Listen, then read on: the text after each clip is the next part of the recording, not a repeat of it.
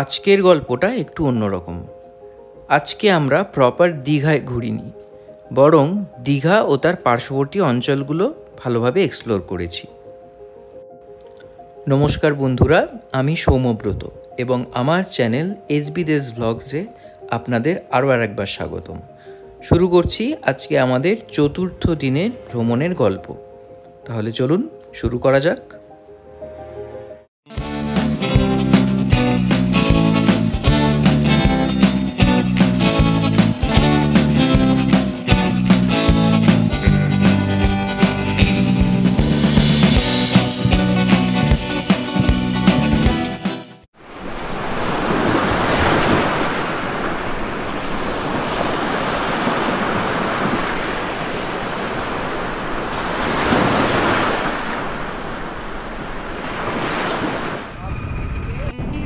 আমরা এখন চলেছি চন্দনেশ্বরের উদ্দেশ্যে। হচ্ছে সায়েন্স সিটি। আচ্ছা, এখানে দীঘা বর্ডার শেষ।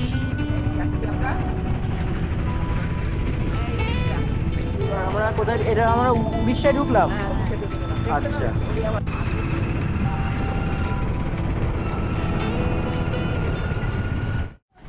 এই যে জুতো আমরা গাড়িতে খোলা রেখেছি, তার কারণ এখন আমরা যে মন্দিরে যাব সেখানে আমাদের খালি পায়ে যেতে হবে, সেখানে জুতো অ্যালাউড নয়।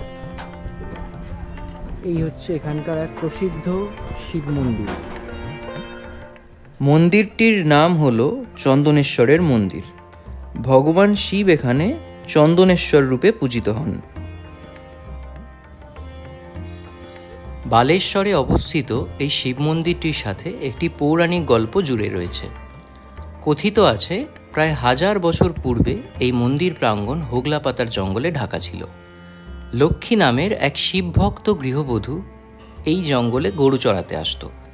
হঠাৎ করে পালের একটি গরু কপিলা হঠাৎ দুধ দেওয়া বন্ধ করে দেওয়ায় শাশুড়ি, স্বামী ও ননদসহ বাড়ির লোক তাকে সন্দেহ করে। তার ওপরেই ভার পড়ে চোরকে খুঁজে আনার। পরদিন লক্ষ্মী হোগলাপাতার জঙ্গলে গিয়ে কপিলাকে অনুসরণ করে। সে দেখতে পায় জঙ্গলের এক চন্দন গাছের নিচে মাটি চিরে দুভাগ হয়ে গিয়েছে এবং সেখানে গরুর বাঁট থেকে দুধ চুইয়ে মাটির গভীরে প্রবেশ করছে। লক্ষ্মী সেই ফাটলে উঁকি মেরে দেখেন সেখানে দেবাদিদেব মহাদেব অধিষ্ঠান করছেন। মহাদেবের আশীর্বাদে লক্ষ্মীর ভাগ্য ফিরে যায় এবং তারপর থেকেই দেবাদিদেব এখানে চন্দনেশ্বর রূপে জাগ্রত। এবং ঠিক এই একই কারণে মহাদেবের বিগ্রহ এখানে মাটির নিচে অবস্থান করছেন। মনস্কামনা বৃক্ষ বলা হয়, এখানে এসে যে যা চায় তা নাকি ফলস্বরূপ পায়।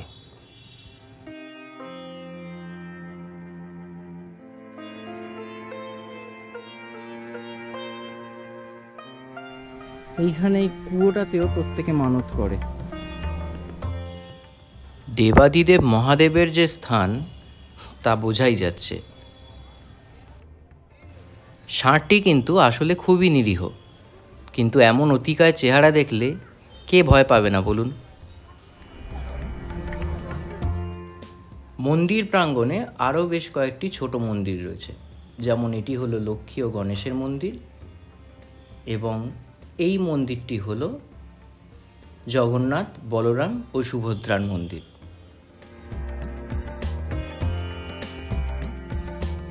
এইটা হচ্ছে দুর্গা মন্দির।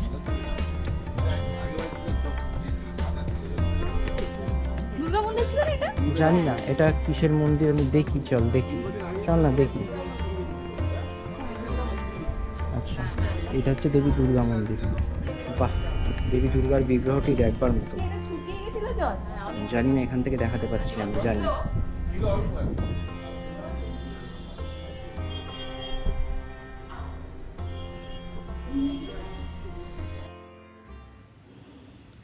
এইটি ছিল এই জায়গাটির দুধ পুকুর। ভীষণ শান্ত ও নিরিবিলি এই মন্দিরে বেশ কিছুক্ষণ সময় কাটানোর পর ঘড়ির কাঁটা জবাব দিল, এবার আমাদের রওনা দিতে হবে পরবর্তী গন্তব্যের উদ্দেশ্যে। এরপর গন্তব্য তালসারি। আমি জানতাম না এই জায়গাটির নাম তালসারি। আমি জানতাম জায়গাটির নাম তালশেরি, তাই উচ্চারণে ভুলের জন্য আমি আপনাদের কাছে ক্ষমা প্রার্থী। তালের শাড়ি অর্থাৎ তালের বন থেকে এই জায়গাটির নাম তালসারি, কিন্তু এখন সেই তালের বন প্রায় নেই বললেই চলে। এই হচ্ছে তালশেরি বিচ।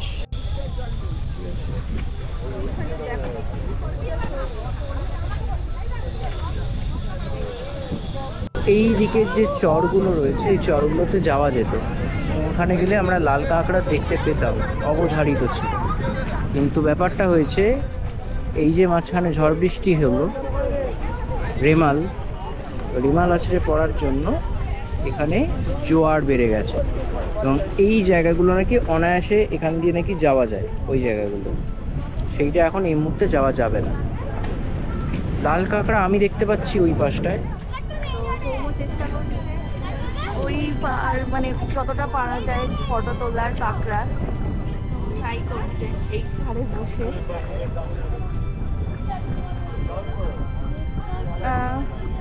প্রায় বোঝা যাচ্ছেই না, মানে এতটা খারাপ লাগছে। ও প্রথমবার এলো আর ও এটা দেখতে পারলো না। পুরো চড়াটা মানে চরটা পুরো কাঁকড়ায় ভর্তি থাকে, সেটাও দেখতে পারলো না। এটা খুবই খারাপ লাগছে, ওর মনটাও খারাপ হয়ে গেছে।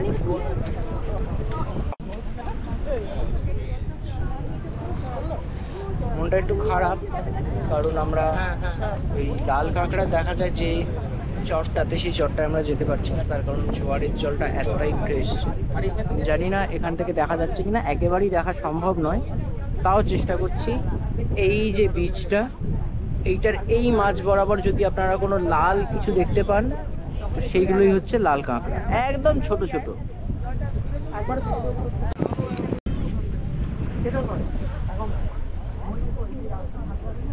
সিঁড়ি দেখে ফিরছি আমরা, এখনো মানে ভালোভাবে দেখা হয়নি, কারণ ওই যে বললাম মাঝখানের যে চরটা ছিল ওই চরটাতে লাল কাঁকড়া ভর্তি থাকে, কিন্তু ওই চরটাতে আমরা কেউ যেতে পারিনি। সেই কারণে আমার মনটা একটু খারাপ, কারণ আমি ভেবেছিলাম লাল কাঁকড়া খুব কাছ থেকে তুলবো, সেটা পারিনি। তবে দূর থেকে পেয়েছি এবং যথেষ্ট পরিষ্কার পেয়েছি, তবে কাছ থেকে তোলার ব্যাপারটা একটু আলাদাই ছিল। যাকে এরপরে যখন কখনো যদি আসি তালশেরি, তখন আমি অবশ্যই চেষ্টা করব লাল কাঁকড়া ভালোভাবে তোলার এবং আপনাদেরকে দেখার। লাল কাঁকড়া তুলে তো মানে এরকম নয় যে তুলতে পারিনি, ভালোভাবেই তুলেছি। হ্যাঁ, একটু দূর থেকে হয়েছে, তবে পরিষ্কার। ভাগ্যিস ডিএসএলআর ক্যামেরাটা নিয়ে গিয়েছিলাম এবং ভাগ্যিস টেলিফটো জুম লেন্সটা নিয়ে গিয়েছিলাম, যার জন্য তালসারি যাওয়া একেবারে বৃথা হয়নি। এবার পরবর্তী গন্তব্য ওশিয়ানা বিচ। এই জায়গাগুলো উপরে যে কাটি কাটি বেরিয়ে রয়েছে, এই জায়গাগুলোতে পান চাষ হয়। এই যে পাশে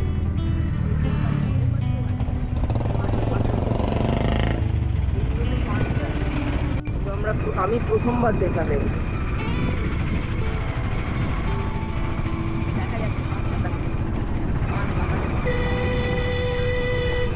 ওই যে পান পাতাগুলো দেখাও যায় বাইরে।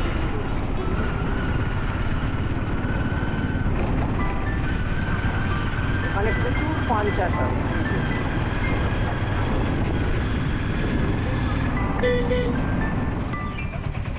আমরা এবার এসেছি ওশিয়ানা বিচের কাছে। 80খানা সিঁড়ি ভেঙে যেতে হবে। যাচ্ছি 80খানা সিঁড়ি ভেঙে ওশিয়ানা বিচের উদ্দেশ্যে। দেখা যাক।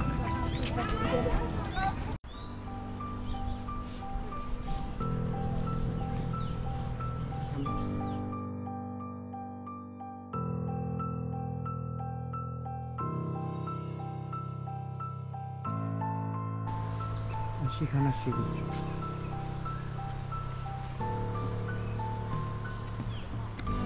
যথেষ্ট আলো আছে, এটা যথেষ্ট আলো আছে।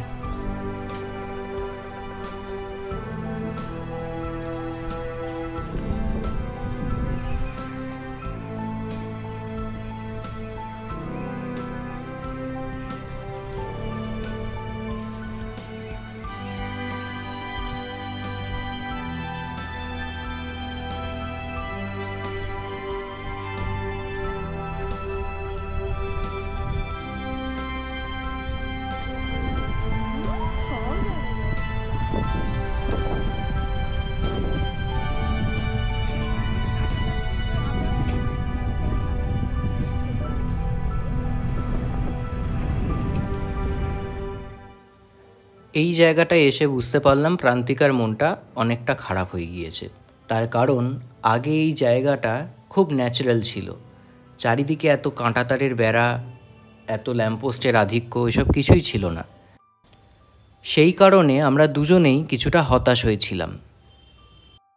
জায়গাটা কিন্তু খুব ভালো করে সুন্দর করে খেটে সাজানো, তবে না হলেও চলতো। আচ্ছা, নো এন্ট্রি, এটা কি রয়েছে? Digha nature trail. এটা কখন খোলে? খোলেই না? তাহলে এই যে নেচার ট্রেল করা রয়েছে যে, হ্যাঁ মানে এটা তার মানে এমনিই শুধু এরকম? আর ফরেস্ট ডিপার্টমেন্ট, আচ্ছা, মানে সাধারণ মানুষের প্রবেশ নিষেধ, এখানে ফরেস্ট ডিপার্টমেন্ট এসে কাজকর্ম যা করার, গবেষণার। বিশ্বাস করুন, এই জায়গাটায় যাওয়ার আমার ভীষণ ইচ্ছা ছিল, কিন্তু কি আর করা যাবে, আফসোস নেই, ফিরতে হবে। তাই বেশি না ভেবে বিচের উদ্দেশ্যে এগোনো শুরু করলাম।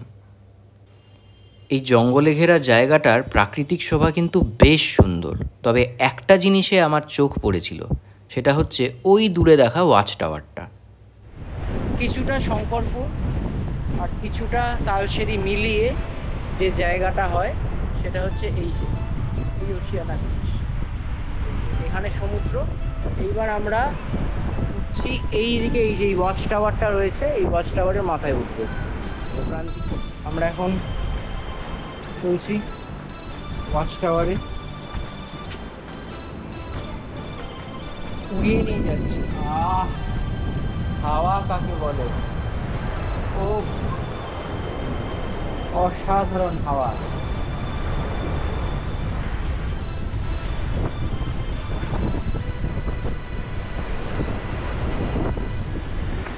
এখান থেকে এই জঙ্গলটা যেন আরো বেশি সুন্দর এবং আরো বেশি চিত্তাকর্ষক।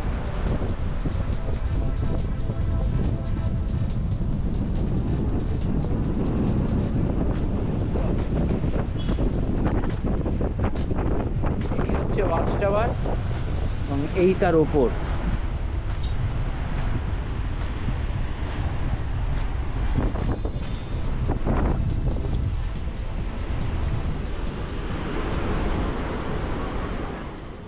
আমরা ভেবেই ছিলাম যে বিকেলটা এখানে কাটিয়েই যাব, কখন যে দেখতে দেখতে সন্ধে হয়ে গেল তা বুঝতে পারলাম না।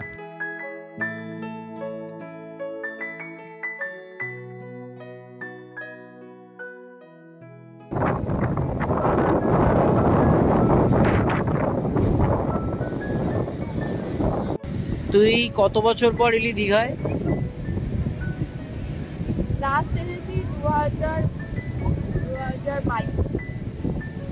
আচ্ছা, মানে বছর দুয়েক আগে। এইবারের ট্রিপে কোনটা সবচেয়ে বেশি ভালো লেগেছে, কোন জায়গাটা?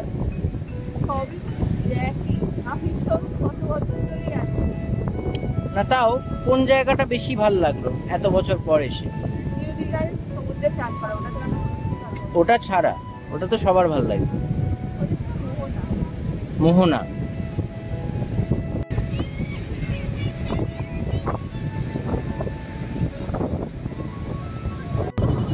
এই যে এতগুলো সিঁড়ি পেরিয়ে এখানে এলি, ওয়াচ টাওয়ারে উঠে এসির হাওয়া খেলি।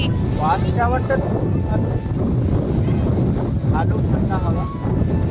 তবে এই সমুদ্রটা আমি কালকে শঙ্করপুরেও দেখেছি।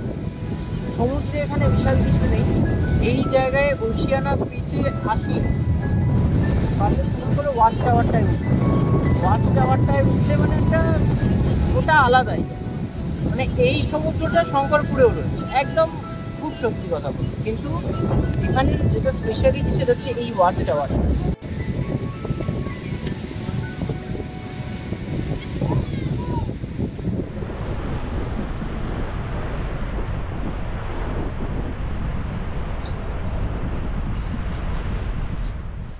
আমি ভেবেছিলাম আমাদের ট্রিপ এখানেই শেষ, কিন্তু আরও যে একটা জায়গা দেখা বাকি ছিল সেটা আমি জানতাম না। আমাদের পরের গন্তব্য সেই জায়গাটি। এই হচ্ছে আজকে আমাদের দীঘার এবং তথা আমাদের এই ট্রিপের শেষ ভিজিটিং স্পট সেটা হচ্ছে ঢেউ সাগর। দেখা যাক ঢেউ সাগরটা কীরকম লাগে। আচ্ছা, আমাদের এখন লাইন দিয়ে টিকিট কাটতে হবে। এই যে প্রান্তিকা দাঁড়িয়েছে লাইনে, এই হচ্ছে লাইন।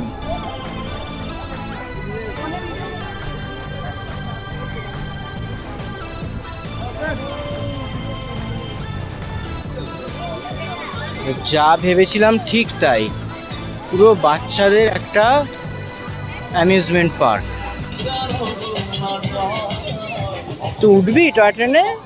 তাই তো বারবার টয় ট্রেন দেখাচ্ছিস কেন? এটা ধেরেরা ওঠে? এটা ট্রেন কোথায় রে? এ তো গাড়ি, ট্রেনও নয়, এই দেখ গাড়ি।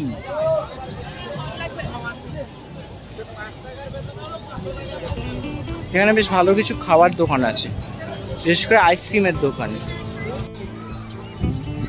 যে পাশে লেখা রয়েছে আই লাভ ঢেউ সাগর।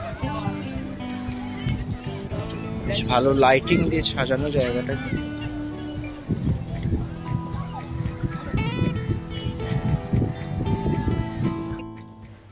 সবচেয়ে ভালো লাগলো এই জায়গাটি।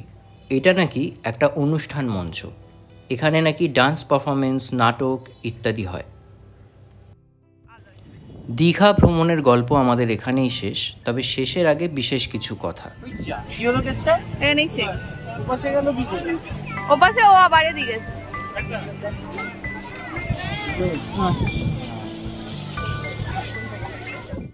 যত আমরা এই জায়গাগুলোতে বারংবার আসতে থাকবো না, তত কি হবে, এই জায়গাগুলো আরো বেশি ভিড় হবে এবং আরো বেশি এটা সৌন্দর্যটা নষ্ট হবে এবং আরো বেশি ম্যানমেড হয়ে যাবে। ন্যাচারাল জিনিস তো আমি বিশাল কিছু দেখতে পাইনি দীঘায় এসে, এটা একেবারে সত্যি। তাতে কি হচ্ছে, এই জায়গাটায় প্রচুর আমরা যেটা দেখলাম, যেটা প্রান্তিকা আশা করি তুই এগ্রি করবি আমার সাথে, আমরা এর আগে বেশ কয়েকটা জায়গায় গেলাম, তুই বললি সমুদ্র অনেক কাছে চলে এসছে, পাড় ভেঙে গেছে, তাই তো? এইটাই হচ্ছে ব্যাপার। যত আমরা বারংবার এই জায়গাটায় আসবো, এই জায়গাটা তত বেশি নষ্ট হবে। এরপরে আর বেশি দেরি নেই যে দীঘা বলে আর কিছু থাকবে না। তবে তারপরেও আমি বলবো তোর জন্য একটু সচেতন হওয়া উচিত, মানে আমাদের এবার একটু সচেতন হওয়া উচিত।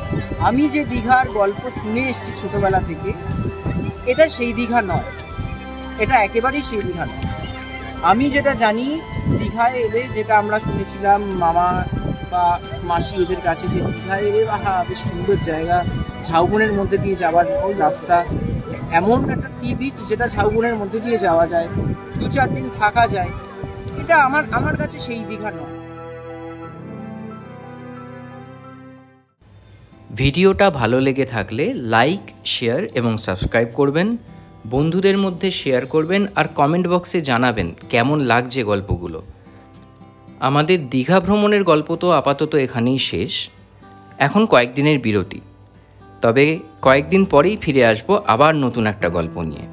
ততদিনের জন্য ভালো থাকবেন এবং চ্যানেলটা কিন্তু সাবস্ক্রাইব করে রাখবেন, কারণ সাবস্ক্রিপশন কিন্তু ফ্রি।